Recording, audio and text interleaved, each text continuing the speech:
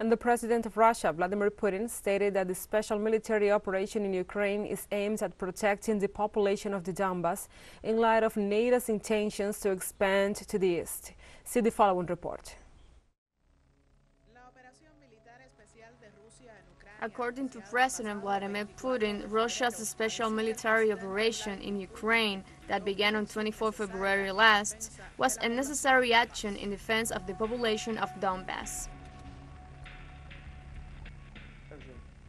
Circumstances require us to take decisive and immediate action. The Donbas People's Republic have requested assistance from Russia. Russian President announced a special military operation to free the Donbas region from Kiev-sponsored attacks. In a national statement, the leader of the Eurasian giant claimed that his government's decision was a response to threats from the North Atlantic Treaty Organization, as it expands eastward and brings its military infrastructure closer to Russia's borders.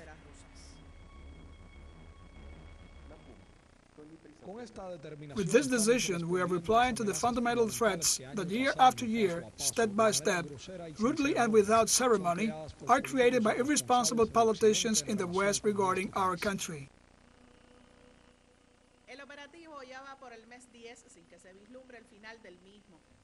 The operation is now in its 10th month with no end in sight, from the joining of 4 eastern Ukrainian territories to Russia with an overwhelming yes, to the intense bombings by Kiev against the Zaporizhzhia nuclear power plant, endangering several countries in the region, as well as the arrival of weapons from the West to further boost the conflict, are some of the elements that have marked the course of the Russian-Ukrainian war confrontation. The death of civilians and terrorist attacks have not been long in coming, and in light of this, the Russian army, using high-precision weapons, has attacked the military and energy infrastructure of the opposition. While in the last days of 2022, Kiev started the most bloody bombing against the city of Donetsk. But in addition to the endless conflict, there is another battle of no lesser importance, the economic one, where Moscow is currently the most affected country in the world, with more than 10,000 financial actions against it. Something that has become a boomerang effect for the European Union, which is currently dealing with an energy crisis that is putting its citizens on edge.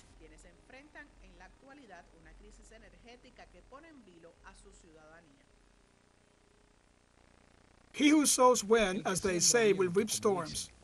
Indeed, the crisis has taken on a global character. It affects everyone. There is no need to harbor illusions. Humanity now has, in fact, 2 paths: either to continue accumulating a burden of problems that will inevitably crush us all, or to try together to find solutions.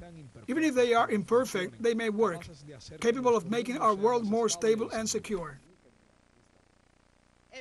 The Russian leader has stated that without doubt, it is the impassioned and hegemonic desire of the United States and its allies that controls and directs the world situation. All this, without exaggeration, is not even a systematic crisis, but a doctrinal one of the neoliberal model of the U.S. world order.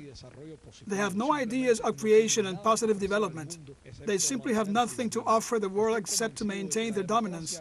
I'm convinced that real democracy in a multipolar world implies, above all, the possibility for any nation, any society, any civilization to choose its own path, its own social-political system. The situation between Russia and Ukraine has moved up the world, including some politicians crossing their fingers for the end of the conflict, although others, especially those linked to Washington, are advocating that Kiev does not negotiate with Moscow.